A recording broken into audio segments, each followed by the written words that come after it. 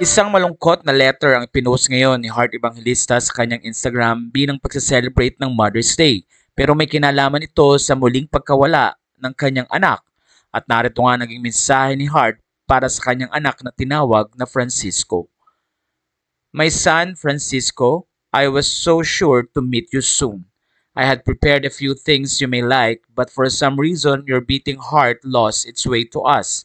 I don't blame you for being scared. It is a scary world, but I would like to let you know that I was prepared for you, even if I am heartbroken while you find your way back to us. Your beating heart was healed me in so many ways. I love you, anak. I'll be waiting for you, Mama Heart. Sa puntong ito ay muling nag-comment at nagbigay nga ng mensahe si Heart. A few days ago, our baby boy's heart stopped beating. This will be our fourth angel. And although this could be one of my biggest heartbreaks, thank you for trying to be with me and for making me feel so much love already. Love and hope that this world could never give. I love you, Francisco. I shall keep my heart intact while you find your way back to us.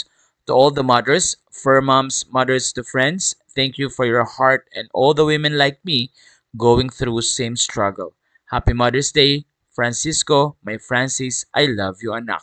Nagbigay ng mensahe lang mga kaibigan tulad ni Dr. Zdeo at sinabi ang ganito, sending our love.